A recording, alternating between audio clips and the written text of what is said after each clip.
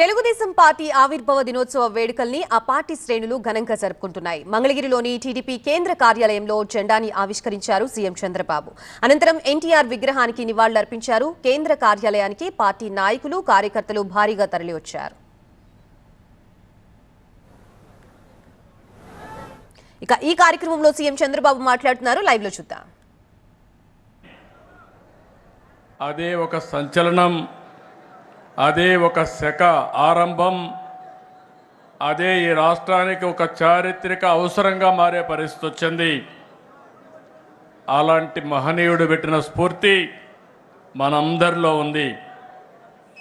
ప్రపంచ చరిత్రలో ఇప్పుడు కూడా ఎవ్వరూ ఈ రికార్డు బ్రేక్ చేయలేరు. పార్టీ పెట్టి 9 నెలల్లో అధికారం వచ్చిన ఏకైక పార్టీ ప్రపంచంలో తెలుగుదేశం పార్టీ. ఇంకొక పక్క ఎన్టీఆర్ లాంటి వ్యక్తి మళ్ళా పుట్టడు. పుట్టాలంటే మళ్ళీ ఎన్టీఆర్ పుడితే తప్ప ఎవరికి ఆ గుర్తింపు రాదని చెప్పి కూడా నేను మీకు తెలియజేస్తున్నా. అంతవరకు రాజకీయాలు చూస్తే ఒక పరిపాలన, పెత్తందారి వ్యవస్థ.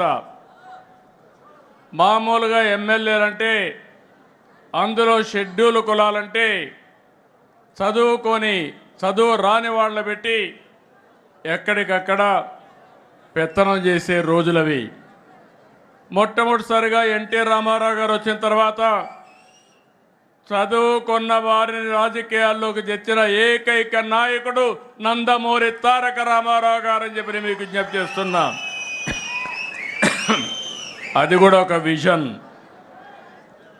రాష్ట్రం బాగుండాలంటే యువ రక్తం రావాలి. అంతవరకు ట్రెడిషనల్గా ఉండే పాలిటీషియన్స్ పోవాలి. అదే మరిగా చదువుకున్న వ్యక్తులు రావాలని ఆ రోజు ఆలోచించిన వ్యక్తి ఎన్టీ రామారావు గారు.